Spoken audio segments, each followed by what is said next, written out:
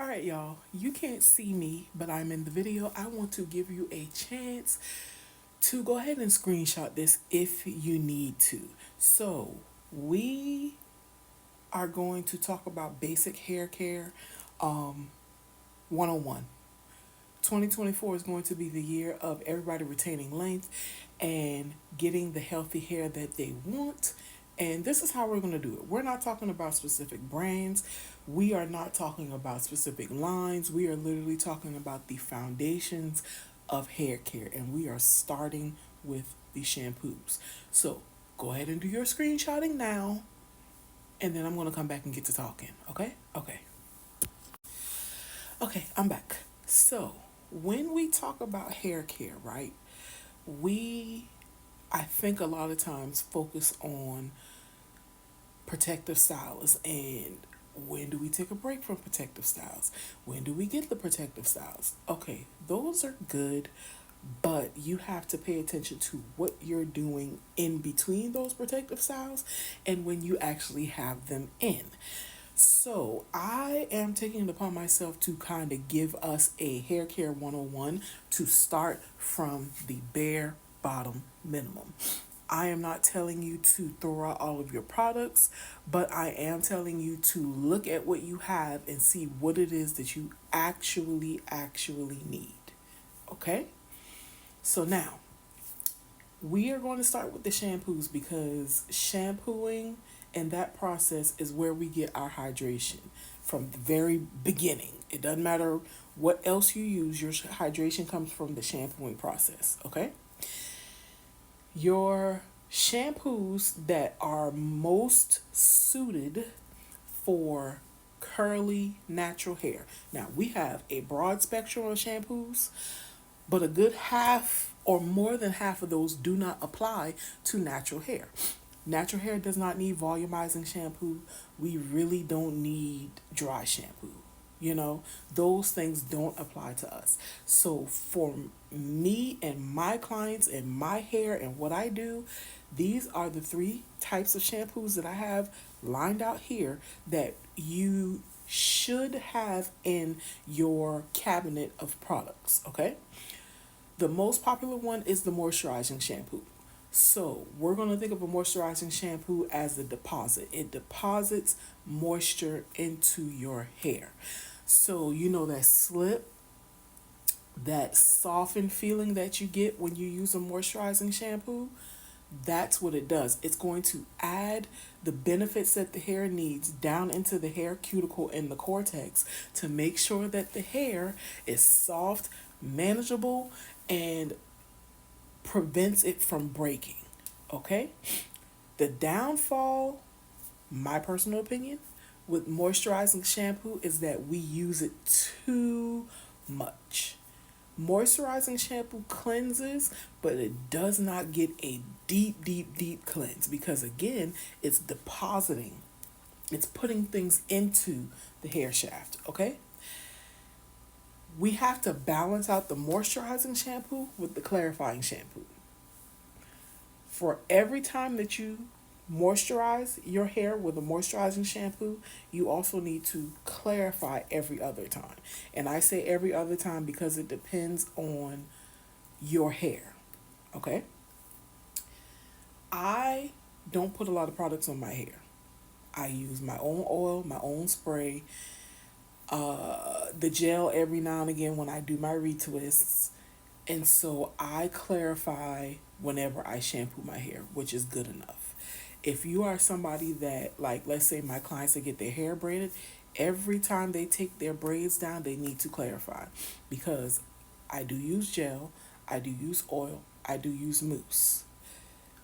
They're active, they go out and about in the world.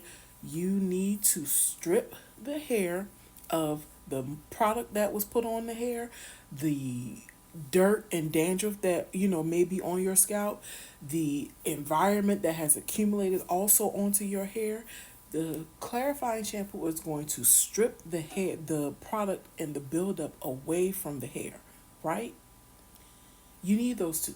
Everybody. I don't care if you are the 3C, and I'm using these titles because that's what's relevant to y'all. If you are the 3C girl, the 4B girl, the 4A, the 4, I don't care if you have bone straight hair. Everybody needs a moisturizing and a clarifying shampoo. You absolutely should have those two types of shampoos in your cabinet. Okay? When we get to the repair is for a select group of people. Under the repair shampoo, you may have a protein shampoo, you may have a color safe shampoo, you may have a keratin shampoo, you may have a vitamin shampoo. Everybody does not need a repair shampoo, but everybody needs a moisturizing and a clarifying shampoo. If you are doing the moisturizing and the clarifying, you're drinking your water, you're keeping up with your trims, blah, blah, blah, blah, blah, your hair is generally healthy, you're not going to need that repair shampoo because there's nothing to repair. The hair is safe, it's in a good state. If your hair is damaged, if you, let's say, if you swim a lot and you're in chlorine all the time, if you just don't care for your hair, you can't say when the last time it was that you actually got a treatment in a salon. All you do is braid it up, oil it down, shampoo it, every once in a while. You may need a repair shampoo to rebuild the DNA of the hair.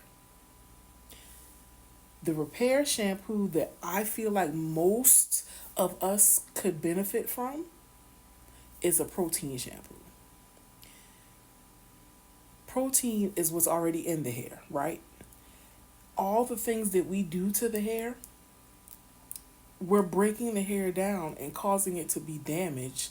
And if we're not really caring for the hair, you're going to break it down even more. The protein is going to add in those holes that might be in the hair to rebuild it and make it stronger. Okay? I personally have started using a clarifying, a moisturizing, and a protein. I've always needed protein, but I've just been real slack on using my protein. This is before my hair got locked, after all of that stuff. So I am using all three of those, right? My husband's hair, I feel like his hair is generally healthy. So I don't use a protein shampoo on him. I just do the clarifying and the moisturizing because he is up and under stuff at work and dust and dirt and all kinds of things. And so I want to make sure that all the dirt in the environment and the atmosphere and all of that stuff gets out of his hair. Some of my clients, I have suggested that they start adding protein-based products into their hair because I'm seeing that over time, we're not retaining as much length as we need. You have to stop paying attention to what the influencers are saying on social media and get to the root of what your hair might need. I hope you screenshot this because it's going to be the start of how you're going to rebuild your healthy hair regimen. And I'm telling you, there's not a lot of steps, but you're going to have to be very intentional about what it is that you're using. Again, I am not paying attention to any line in particular. I'm not saying this line is good, this line is not bad, because when you get down to the root of it, they're all the same thing. You have to pay attention to what your hair needs. Okay? So this is part one. I'm going to come back with the second part. If you need me to explain anything more in this and expand upon things, please leave a comment down below and I will. Peace, y'all.